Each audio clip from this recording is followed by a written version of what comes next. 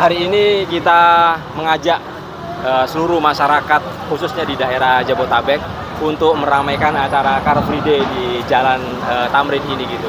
Tidak hanya sekedar kita jalan sehat, tapi kita juga menyadarkan masyarakat bahwa pentingnya kita sebagai warga negara itu punya hak yang sama untuk mendapatkan layanan pendidikan dari pemerintah gitu. Jadi sekarang kan lagi musim PPDB, masyarakat ribut kenapa anaknya gagal, kenapa anaknya tidak lolos PPDB gitu kan.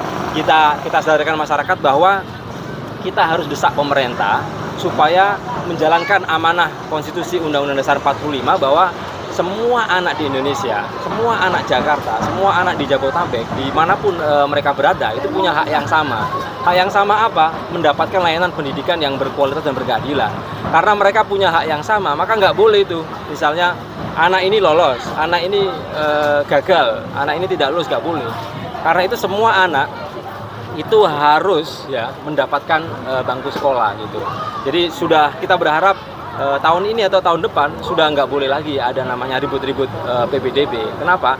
Ribut ini kenapa? Karena mereka gagal PPDB, mereka nggak dapat kursi.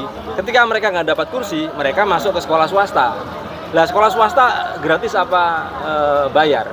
Kan tentu tidak bebas biaya, kan bayar kan, mulai dari SPP, uang seragam, uang buku, ekstrakurikuler, uang wisuda dan lain sebagainya, banyak sekali. Sehingga ada banyak laporan dari masyarakat bahwa gara-gara gagal PPDB ini mereka jadi putus sekolah ya.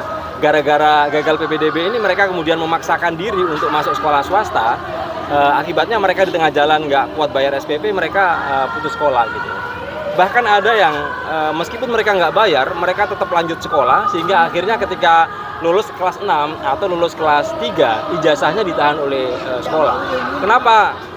Mereka sudah lulus sekolah tapi ijazah ditahan karena SPP belum dibayar, uang wisuda belum dibayar, uang seragam sekolah belum dibayar, uang buku paket belum dibayar, uang ekstrakurikuler belum dibayar, dan masih banyak lagi tagihan-tagihan yang harus dilunasi.